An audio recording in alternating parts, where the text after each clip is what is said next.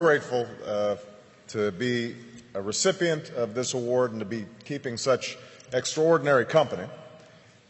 I first of all want to thank all of you who are involved in making this possible, but the main thing that I want to do here is to just say how I'm inspired by the young people who are represented here, because I think that's the purpose ultimately of this foundation. And I want to tell just a brief story because Archbishop Tutu is here, one of my heroes, and let you know where I was when I was about your age. I'm really dating myself now, although I'm also dating the Archbishop, because back in 1979, I was a freshman in college at Occidental College in California, and I had had a somewhat rocky youth and teenage years. My father wasn't at home. I was growing up partly with my grandparents in high school.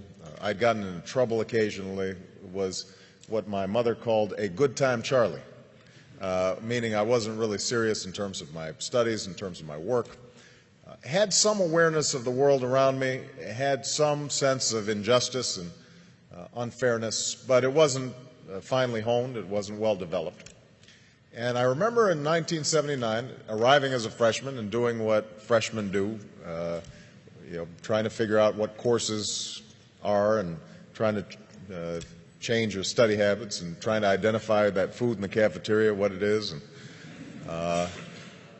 And we were visited on campus by a couple of gentlemen from South Africa who were representatives of the ANC in 1979, 1980. And they spoke about their efforts to overcome apartheid. And for about an hour, myself and a group of students listened to these young men who were not much older than we were describe the extraordinary struggles they were going through, the sacrifices that were being made. People who were enduring jail and torture and beatings because they had a sense that somehow, some way, justice would prevail. And that brief meeting, I think, in some ways changed my life, because what it told me, first of all, was that ordinary people can do extraordinary things when they're given an opportunity. We sometimes think that our leaders have to have fancy degrees or well-educated or some public office somewhere. These young men had none of those things. But what they possessed was a anger over injustice that they were able to channel in a constructive, positive way. And I thought to myself that they gave me some sense of the direction that my life might go. And so I became active in the anti-apartheid movement on campuses. And I'm not sure we were particularly effective. As I recall, Occidental College continued to refuse to divest despite the various protests that we organized as students. I transferred to Columbia, and there was similar resistance on Columbia's campus.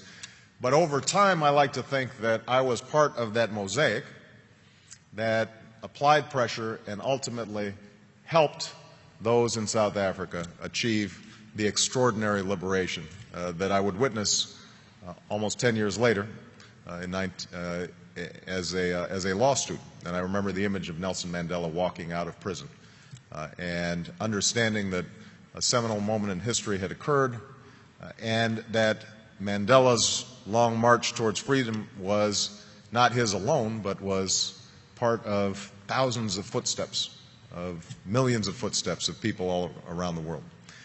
And I trace back me getting involved in politics to that moment, because as a consequence of that organizing on a college campus, I became a community organizer. As a consequence of a community organizer, after going back to law school, became a civil rights attorney. As a consequence of being a civil rights attorney, I entered the state legislature, and I now stand before you as a United States Senator and as a candidate for president. And so the primary message I guess I have in receiving this award is that all of you represent enormous potential and enormous possibility for change. because we all know that injustice still exists. It exists here in the United States, in every poor neighborhood, and every inner city, and every rural community, all across the country. There is quiet desperation. Young people's lives are filled with sadness and desperation and anarchy and chaos. And obviously all around the world, we see those same symptoms of hopelessness made manifest in places like Darfur, in places like the Middle East, in places that too often are forgotten about and not written about until they flare up in tragedy. So I hope that all of you who are on the brink of doing extraordinary things decide to channel that talent and that energy and that imagination to figuring out how do you move the process along for a better history.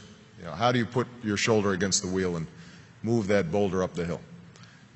And I'm absolutely confident that if all of you take up that challenge, the world is waiting for you, ready to be changed.